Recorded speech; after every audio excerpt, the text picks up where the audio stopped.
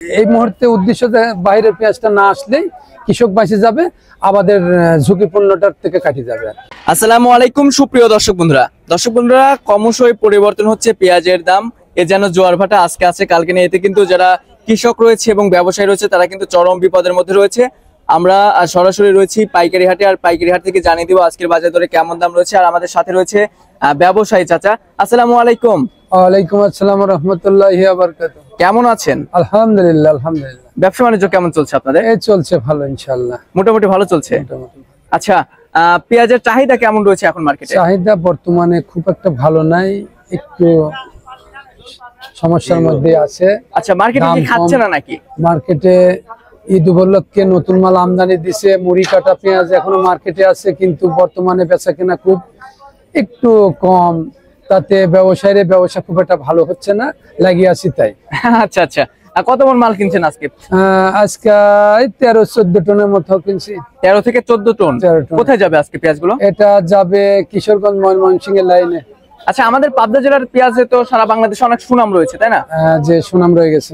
আচ্ছা আচ্ছা, আমরা এখানে যে পেঁয়াজগুলো দেখতে পাচ্ছি এগুলা কি আপনি কিনছেন? হ্যাঁ, এটা আমি কিনছি। আচ্ছা আচ্ছা, কত করে আজকে বাজার মূল্য রয়েছে চাচা? এটা 1000 থেকে 11, 11.5, দুই একদম 1200 টাকা। দুই একটা 1200। কিয়ারিং খরচ মরচ দিয়ে খুচরা মার্কেটে গিয়ে কত করে পড়বে? খুচরা মার্কেটে যা 32 টাকার কাছে পড়ে যাবে। 32 টাকা। আচ্ছা আচ্ছা আচ্ছা, তো ব্যবসার সাথে কতদিন যাবত জড়িত আছেন? এই ব্যবসার সাথে অনেকদিন যাবত জড়িত আছি। কত বছর হবে? তা 30 পার। 30 বছর পার? জীবনের তো প্রায় অর্ধেক বছর এই ব্যবসার সাথে চলে গেছে। আচ্ছা, কি বুঝতেছেন সামনে পেঁয়াজের বাজার বাড়বে কিংবা কমবে? আগামী এখন ধারণা করা যাচ্ছে হয়তো এবছরে আবাদ বেশি আছে, তো খুব অতিরিক্ত দামটা না থাকারই সম্ভাবনা বেশি রয়ে গেছে। আচ্ছা, বাদাই পেঁয়াজ কবে নাগাদ শুরু হবে? বাদাই পেঁয়াজটা আসবে শুরু হবে এটা চৈত্র মাসের মাঝামাঝি থেকে শুরু হয়। আচ্ছা আচ্ছা আচ্ছা, বাদাই পেঁয়াজটা তখন কি দাম বাড়বে? তখন শুকান পেঁয়াজটা হলে কিছুটা বাজারটা ঊর্ধ্বগতি হয় আর।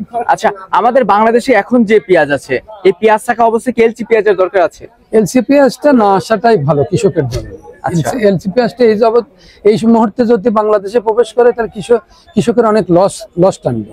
আচ্ছা আচ্ছা, আবাদ বনিতে ব্যাপক খরচ খান্তি হয়ে গেছে, যে দাম বিক্রি করতেছে তাতে আসলে পোষাচ্ছে না। আচ্ছা, আমাদের বাংলাদেশের কৃষকরা যদি এবার ন্যায্য মূল্য না পায় তাহলে তো সামনের বছর পেঁয়াজ চাষ করতে আগ্রহ করতে হবে। পেঁয়াজের চাষিরা আগ্রহ না করলে তো ক্ষতিগ্রস্ত হয়ে যাবে, আবার 250 টাকা কেজি লাগতে পারে। তখন তো আমাদের অন্য দেশে আবার ধন্য করতে হবে।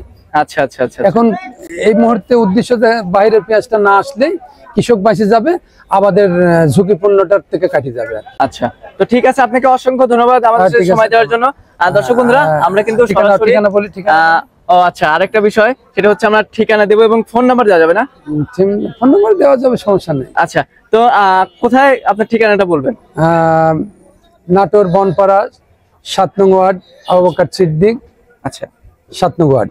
আচ্ছা, ফোন নাম্বারটা যদি বলতেন কেউ যদি আমাদের 01710967396। আচ্ছা আচ্ছা, তো ঠিক আছে। তো দর্শক, আমরা পেঁয়াজের দাম সহ বিস্তারিত তথ্য দিয়েছি। অবশ্যই ভিডিওটি শেয়ার দিবেন। আমাদের চ্যানেলটি যারা সাবস্ক্রাইব করেনি অবশ্যই সাবস্ক্রাইব করে পাশে থাকা বেল আইকনটি প্রেস করে রাখবেন, এতে করে সবার আগে আপনি সকল ধরনের ভিডিও পেয়ে যাবেন। তো দর্শক বন্ধুরা, সবাই ভালো থাকবেন, সুস্থ থাকবেন, অপরকে ভালো রাখার চেষ্টা করবেন। দেখা হচ্ছে পরবর্তী কোনো ভিডিওতে। আল্লাহ হাফেজ।